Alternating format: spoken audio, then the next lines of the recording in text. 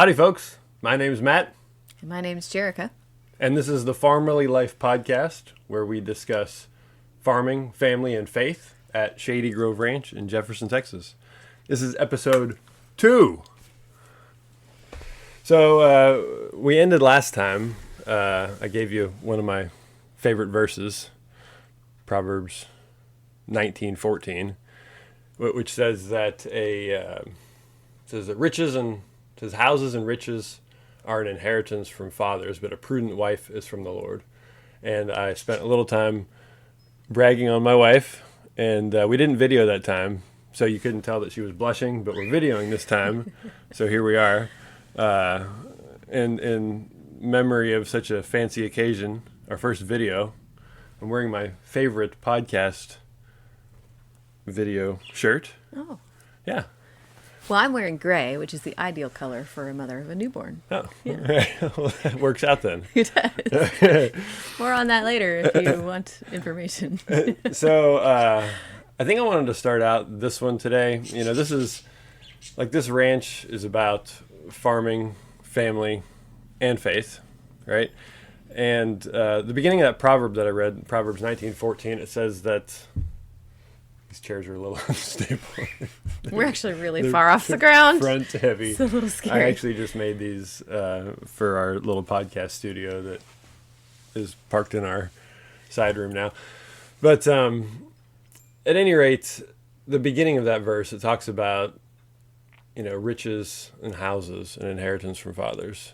And that's very true. That's kind of one of the things that parents ought to aim for, is to give a good inheritance to their kids. And without that gift, this ranch wouldn't be here today. So, you know, want to talk a little bit about some of the contributions that other members of our family make to make this ranch go. So, what other people make contributions to this ranch that are right here? Well, we have 2 sets of grandparents. We have Matt's parents and my mom live on farm, which is a tremendous blessing. I'm not sure we could have done this without grandparents. It's really hard. And so they've just been so wonderful to step in and be the ears and the eyes and, you know, help with the kids. But they've helped in more, well, I guess either one is tangible, but in more financial ways too. Not that we wanted to create a dependent business, but they helped. You know, we were just a young couple when we decided to start farming, so they helped sort of seed the beginning of the business, so that it could lift off and grow. So, right. So, we promised you in the last podcast we're going to start getting into my health journey. You know, it's my fault that we're farming today. That's what I tell everybody. And you know, it's easy to look back at a story like this and feel like, you know, you can point out the heroes of the story. And, you know, in some respect you can. You know, my mom and dad, they called us in 2007, was it? No, it was 09, I think. Oh, yeah, 9. It was 09. Oh, goodness gravy. Okay. At any rate, yeah, that's right. So they called us in 2009 and said, basically, you know, you've had a lot of recovery from your ulcerative colitis through this ranching, and you're just working on another farm and leasing property. How much would it cost to just buy a ranch? And as I recall, we happened to have a spreadsheet right there. I happened to have a spreadsheet. We're both engineers, so we really like spreadsheets. More on that later. We'll talk about that whole story on a different episode. But they really stepped in, and I tell you, like, looking back, it was just such a gamble. Most farms, like, it's got to be 80% of farms, small farms, go under within the first 5 years. It's got to be at least that. It's probably more. And, like, to get to 10 years, just to, you know, almost forget about it.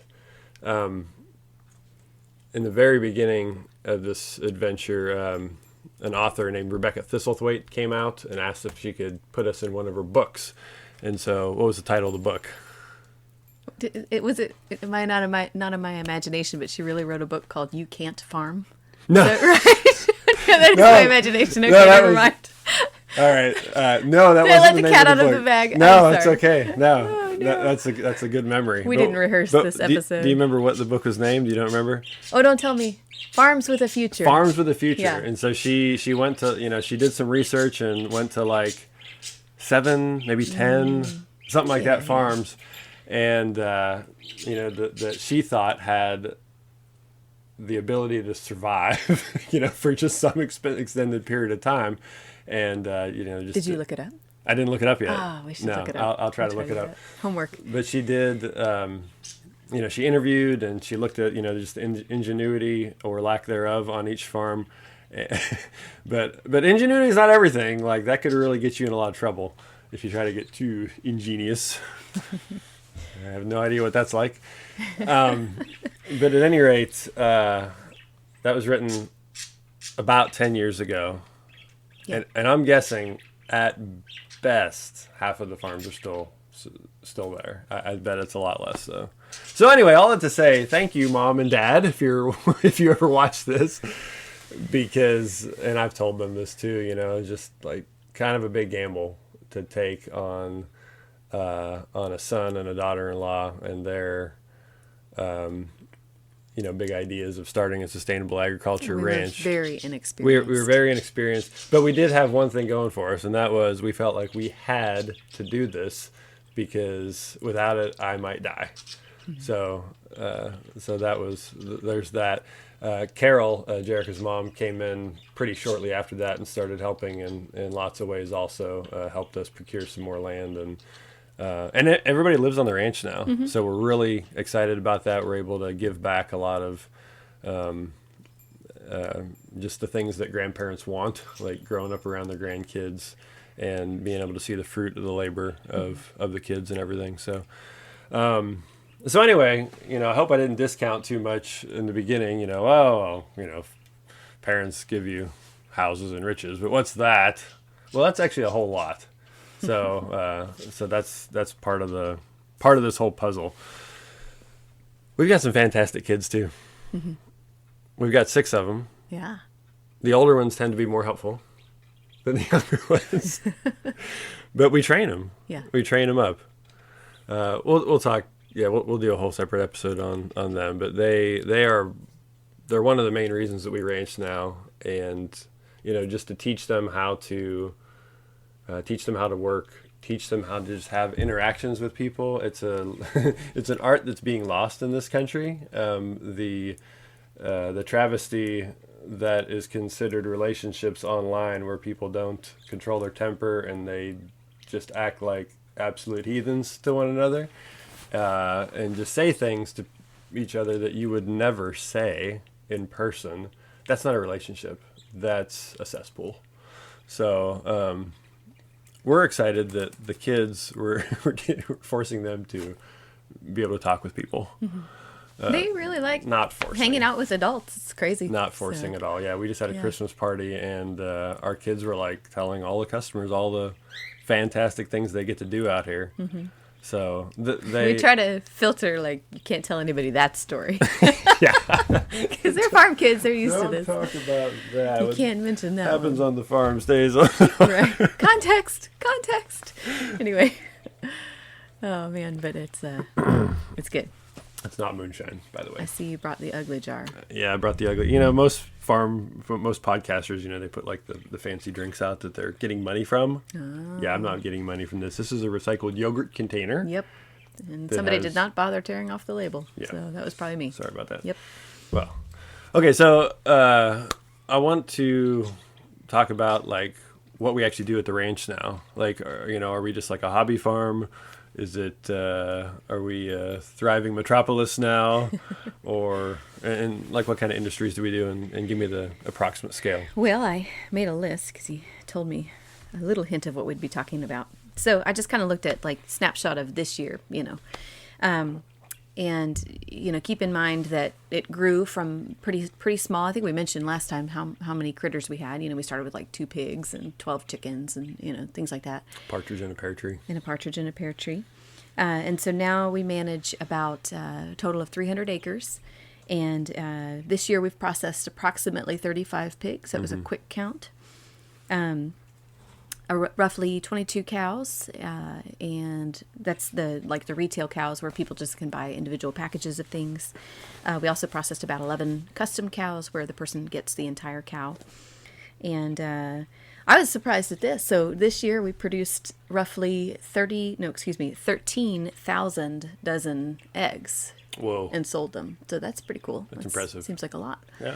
And then I think we put about 150 turkeys in the freezer this year, and my count on chickens was about 7,500 broiler chickens. Mm-hmm. So, 7,500. yeah, so it's a pretty good little, we've seen, I would say we'd seen between 10 and 20% growth in sales, number of pounds over the last 13 years. So it's a nice, steady, not too fast growth rate, compared to where we were. And if you're an aspiring farmer, you're going to grow faster than that in the beginning if you're going to make even close to a living doing this. But what you're trying to do is you're not trying to, there's a sweet spot. Don't grow too fast. Don't grow too slow. And so if you can grow a batch of something, get good at that batch, and then do that batch again as soon as you need to, and then do that batch again. Don't try to double or triple your batch sizes right off the bat. Right off the batch. Right off the batch. Okay. Yeah. So and we also, we built the farm store. We opened that about 2.5 years ago. Mm-hmm. And so that's becoming more normal for us. That's an actual grocery store, like we're certified, and presumably that someday an inspector is going to come and inspect it, but it hasn't happened yet. But we have a Texas and Louisiana inspected egg grading facility, which we made out of a 42-foot 18-wheeler reefer trailer. So it's an insulated trailer. That's a great way to build a building. Yeah. We also did a walk-in freezer exactly the same way. We cut lumber. We built the whole grocery store out of lumber that we cut on the property here. So 3,000 square foot building. And actually, so the reason we're doing this spot right here is because it was like the one spot in the house we kind of like slide the junk away from. And it's not that bad, but there are a lot of toys. We do have 6 kids. Yes, toys. But anyway, yeah, so this is all rough cut lumber that we harvested from pine trees that were right here on the ranch. That a lot of them were damaged during the wildfire in 2011. So I don't feel as bad cutting all the trees. Or not all, but I don't feel as bad cutting the trees down to build stuff out of. It was a lot of trees that died. It was a lot of trees. Yeah, they got damaged. Yeah. There's still char on trees to this day. It's like been 12 years. You can walk up and rub your arm on it and you got black soot all over you. It's still there. Crazy. Yeah. You would have thought the rain would have washed it away, but it doesn't. It's oily, I guess. Yeah. Especially on pine trees. Yep. So I kind of wanted to get in a little bit to, again, like I'm going to talk a lot about my health and stuff like that. And it sounds like I'm very egotistical, which I probably am. Need to get over that any day now.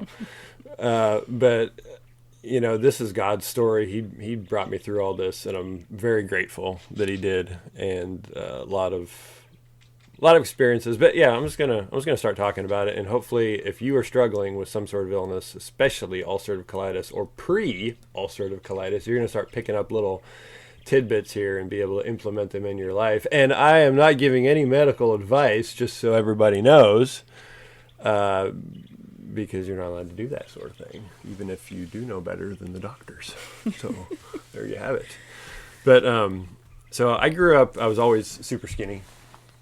I went to Pearland High School, junior high first, obviously, and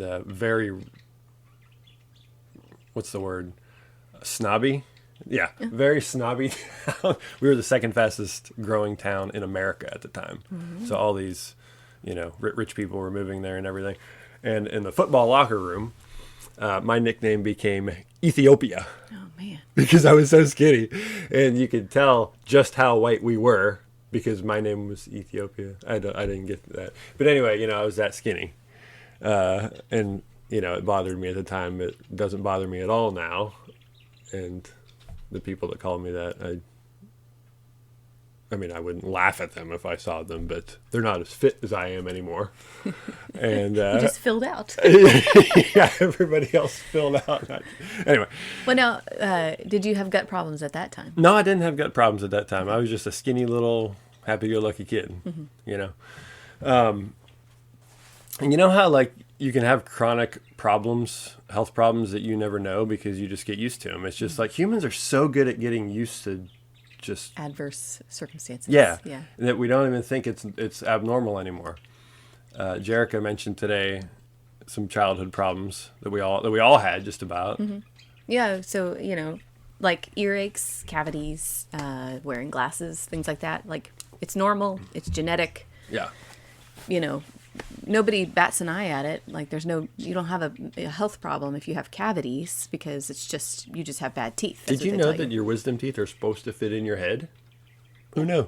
Yeah. Who knew? Yeah. Weston Price knew. Yeah. He learned. So at any rate, you know, I was in football and got into basketball a little bit too late, and but I started running cross country in high school.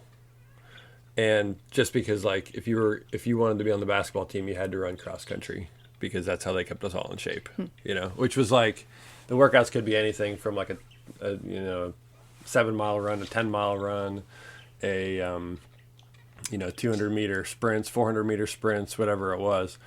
And at that time, especially whenever we would do the sprints, you know, we do like 20 of them or something like that. And at the end, it depended on the time, but a lot of the time, at the end of every single sprint, I would start to go tunnel vision. Like, my eyesight would start to black out. And I learned that all I had to do was just put my head down just for a second to get, like, the blood pressure back to my brain, and then stand up and I'd be okay. And if it was really bad at that time, like, I'd get like a little sharp headache just for a second. Never questioned it, like, just never thought, like, hey, there might be something wrong, maybe I should look into this. And turns out that is anemia. It's like you don't have enough iron in your blood, and or hemoglobin rather, and you can't transport oxygen fast enough, especially not like turning it on and off real quick, like you know, anaerobic workout, you know, like you're gonna oxygenate yourself, work real hard, and then stop. And your heart's just like, okay, slow down, and you lose a little bit of blood pressure, and you start to black out. And this is probably an indication of, or what do you call it? Not a comorbidity. Yeah. A cofactor or a predisposition? A predisposition. Yeah, that's the one. Like, if you have that, you are more prone, I believe, to getting ulcerative colitis later in life. And there's really easy ways to combat this. Number one is to get it through your food. And so, you know, more red meat, particularly every once in a while, you know, some Liver. Everybody's like, liver's so gross. You never tasted it. Yeah, liver's really good if you make it right and you don't overcook it. Yeah. And we do you made have any recipes online that talk about how to cook liver? I don't think so. Just It's kind look of one it of up. those. I almost feel like you need to see it. You know. Yeah. Cook it like a steak. That's what I tell people. Cook it like a steak. It's okay if it's still rare in the middle. Yeah. Like, as long as it was frozen for a good amount of time beforehand, you know, you can eat it almost raw. So, I mean, actually, you can eat it raw, but I'm not saying to do that because you'll get sued. That would be dangerous. Yeah, that'd be dangerous. And kind of gross, actually. Yeah, But, kind of gross. The chicken liver, I think, is a little easier to tolerate Yeah. than beef liver. Yeah. Um, Yeah. So, Wild game is even more livery than regular liver. yeah, that's true. So be careful with that. But chicken liver is kind of a good introduction to it. And, Yeah. there's a dish called pate. It's chicken liver pate. Yeah. Which is basically chicken liver cooked and then pureed with butter, cream, garlic, stuff like that. Yeah, it's pretty good. Very nice. It tastes like, you use like a spread on crackers, and it's really, really tasty. That's a good way to do it to begin with. Yeah. And like, if you didn't grow up eating this sort of thing, it's going to be gross the first time you eat it, but just get over it and you'll start to like it. Like, that's the way it works. Our kids like it. Yeah, our kids like it. Yeah, So they love liver for breakfast in the morning. for kids, it's there's a big psychological element to food, and if you act like, oh, this is food that's not good, it's got a bad texture or a bad taste, or it grosses me out, your kid's going to pick up on that, and they're going to be grossed out by it too, probably for the rest of their lives. So don't do that. If I was to have an ulcerative colitis flare up again, the first thing I would do is buy a bottle of iron supplements and start taking one of those a day. I mean, I won't tell you to do that because I can't give medical advice, but that's the first thing I would do. Whenever you're having an ulcerative colitis flare up, your guts are ulcerated, which means they have open sores in them.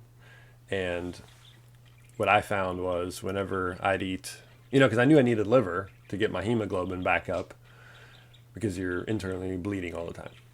It's terrible. And I would develop sensitivities to liver because like that protein can get absorbed directly into your bloodstream, and that's not supposed to happen. It's supposed to go through all the barriers, the mucosal lining of your intestines, and then the villi and microvilli do all kinds of stuff to it, etc. So that's why I'm saying, the supplement might be a good idea, because if you're like actively internally bleeding, it's easier on your system sometimes to just start with a supplement and then get the real food in you later.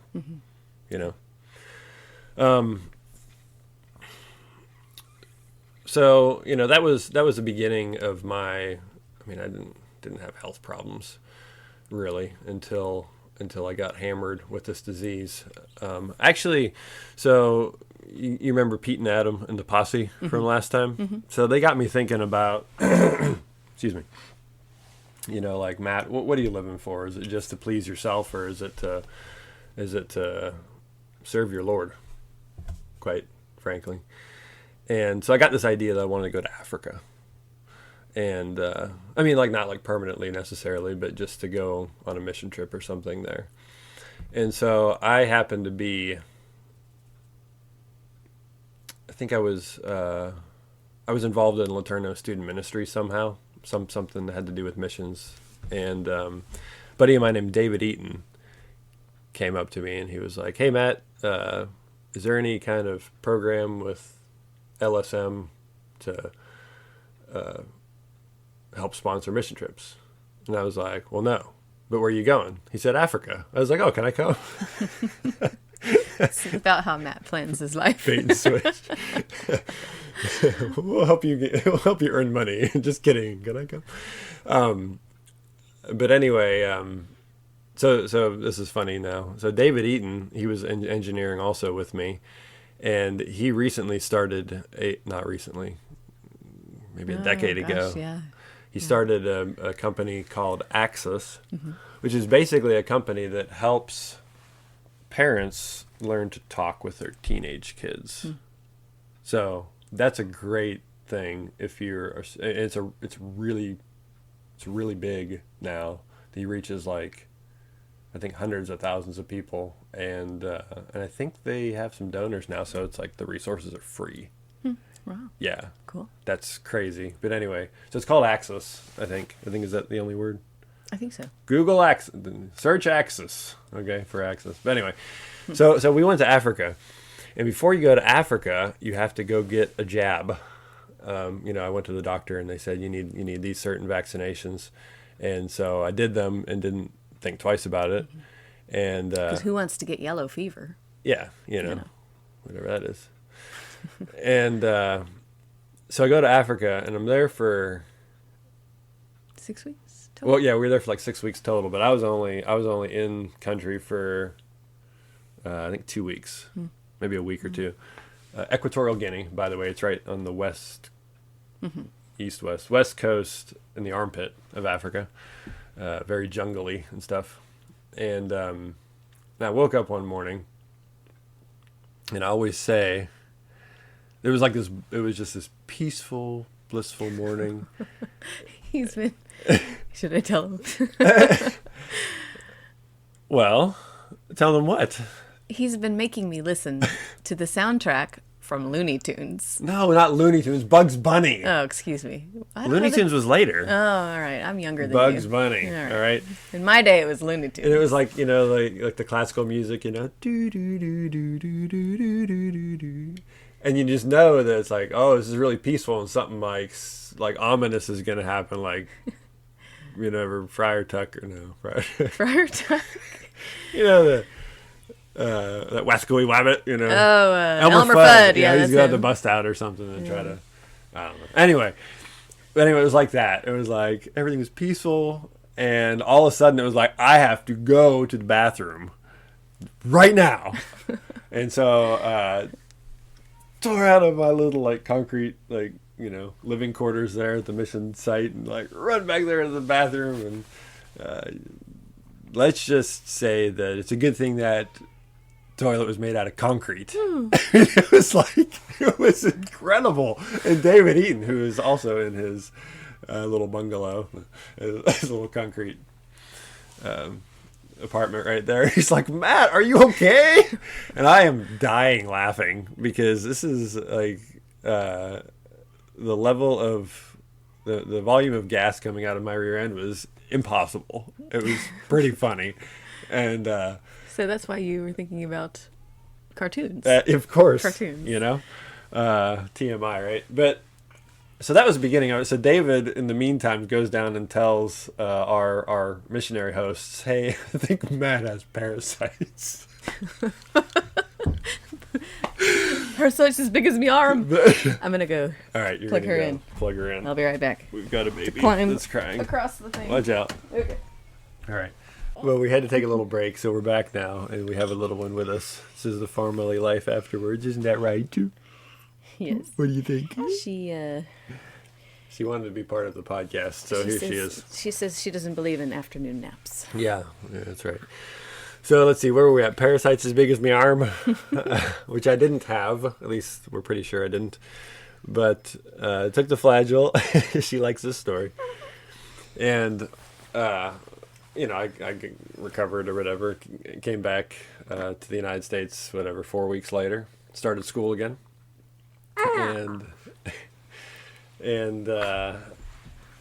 then something funny started happening. Like every once in a while, I would start having a little bit of blood in my stool. Like, that's gross. What's going on there? And, you know, it kind of come and go. And being a stupid college student, I was like, well, whatever. You know, I must have worked out too hard or something. And so just didn't really think much of it. Well, it would get, it was kind of like cyclical. Mm-hmm. You know, you'd have it and then you wouldn't for a while. But it would always, it seemed like it was getting progressively worse, you know? Mm. So, you know, I developed all kinds of harebrained ideas of what might be going on, but they were not accurate. And, so it got kind of bad around one Thanksgiving, and Pete and I went to Montana to go hunting in the mountains. So I went out to the cabin there, and just two of us got dropped off, and we're hiking around. You know, we'd hike for an hour or two, and then set up shop, and you know, like over an overlook or something like that, and just wait for some poor unsuspecting animal to walk by. But they were way smarter than us, so we never even saw any. I did see one deer, but only for a second. But at any rate, I remember like walking back at nights and being super tired. Like we had this new thing called a Garmin GPS, like in the beginning days of it. Tech. Yeah, and it was like terrible little like pixelated screen with like a little arrow and like dots like where you went, you know. And I don't know why we decided that Pete should be the one that carried it. Because he was a terrible navigator, and we're walking for like hours to try to find our way home. And I remember it was like I was just so winded, and like, and I just sucked it up and went with it because that's what you do. Mm-hmm. And especially, I mean, I had lots of practice in cross country. I mean, you run as fast as you can to where you feel like you're about to puke, and then you just kind of keep that speed going until the end of the race. Really fun. Yeah. I don't know why this is called a sport. It's actually self-induced torture. But at any rate, so I didn't think much of the tiredness. I was like, I just need to get some sleep or something, you know. Well, anyway, and I actually remember, so I was kind of bleeding a lot at that point, and so I was kind of worried that Pete was gonna like look in the outhouse and like notice like how bad it was, you know. But anyway, I guess he didn't because he didn't mention anything. So anyway, I went back to college, and eventually I'm like, you know, after Thanksgiving break, and I was like, you know, I think I need to have this checked out.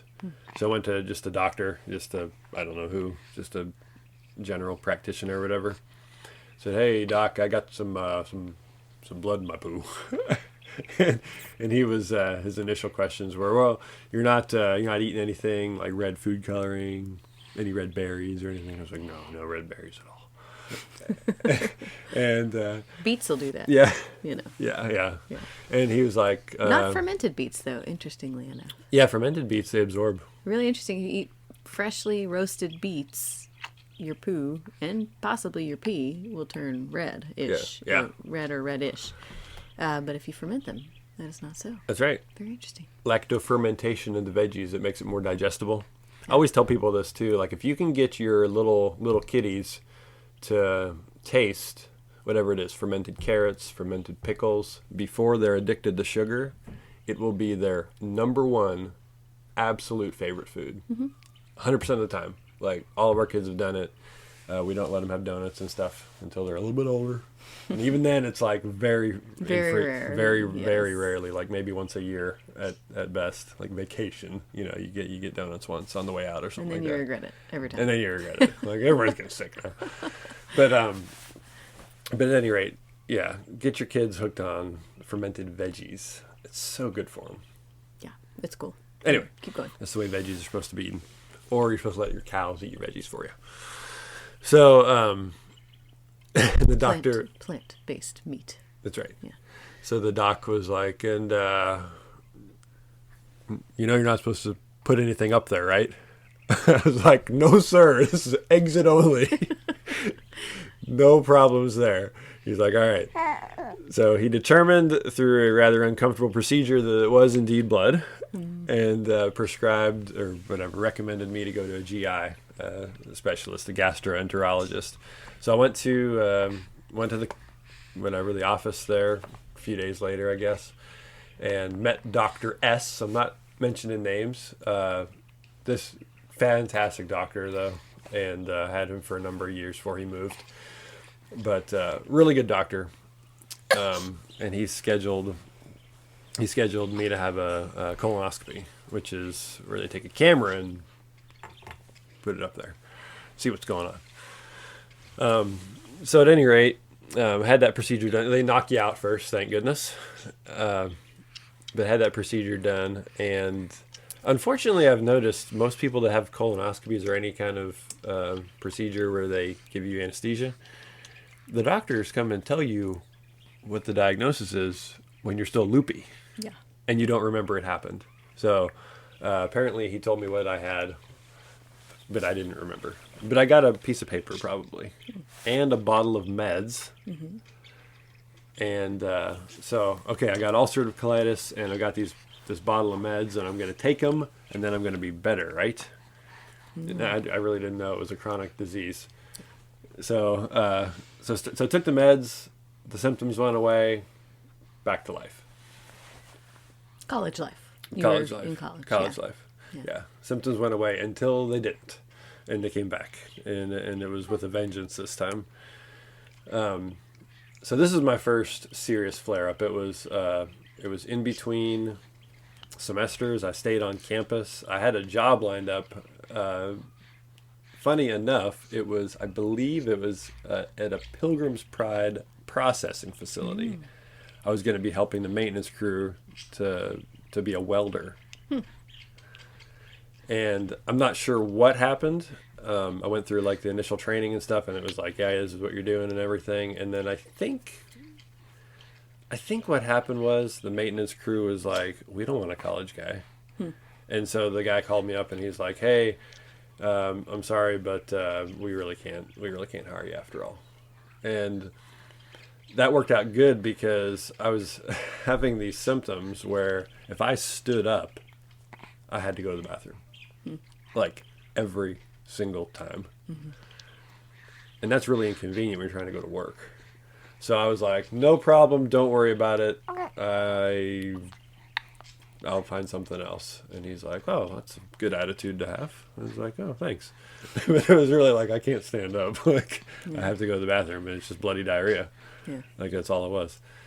So, and I remember like, all right, Matt, like, you just got to get out of the house. So I would like, work up my courage, and I'd like, just like get out and just start going to the gym, like walking across campus to the gym. And it was like, I'd get like 10 or 20 steps, and it was like, nope, I can't do it. I got to go back and use the restroom. It was pretty, uncomfortable. But night times turned terrible. Night times were like, I was trying to be healthy. I'm like, okay, I'm just going to eat like steak and salad. That sounds healthy. So I'd like grill a steak and eat a salad for dinner every day. And I'd wake up in the middle of the night. It wouldn't even be the middle. It would just be like the beginning of the night, and just pain in my stomach and in my colon and everything. And I didn't want anybody to be worried about me because that'd be stupid, right? So I didn't tell anybody. And I'd go to the restroom, and like I would just like want to hit my head against the wall. It just hurt so bad. And then like you just felt like you're squeezing your insides out, and then that would last for a couple hours, and then I'd finally, just like curl up around a pillow or something like on the couch and just fall asleep. So I finally went back to the doc, and I was like, hey, meds aren't working, and I'm in a lot of pain. And he says, well, you're on a low residue diet, right? I'm like, a low what? He says, a low residue diet. It's like low fiber and stuff, like no lettuce. I was like, oh, no lettuce. No, I'm actually on the opposite of that. I'm eating a lot of lettuce. He's like, get off the lettuce, stay on your meds, and here's some steroids, prednisone, to try to help you get over this little hump right here. So, so at any rate, I learned that, okay, I can't eat fruits or vegetables or any kind of roughage, and it didn't really occur to me to like, this sounds like, you're going to get cancer someday. Like, I didn't really think about that. I was like, okay, I'll just eat processed food and meat. Right. And, recovered and went along my happy way for a while. And I think we'll probably stop this part of the story right about here. In the next episode, we'll meet Jerica, and we'll get engaged, and then I'll have a real flare-up. Yes. Yeah. So, thanks for listening, folks. This is our first video that's going to be on YouTube. The podcast will be on Spotify and, Apple Music, I think. Apple Music. I'm just trying to remember the name of it. Podcast? I think it's called Apple Music. We are so anywhere you find your podcasts or listen to your podcasts, we're really techie. Where books are sold. Yeah, but it's the FARMily Life Podcast. This is Matt and Jerica and little poor Abby. Thanks for watching. Until next time. Bye.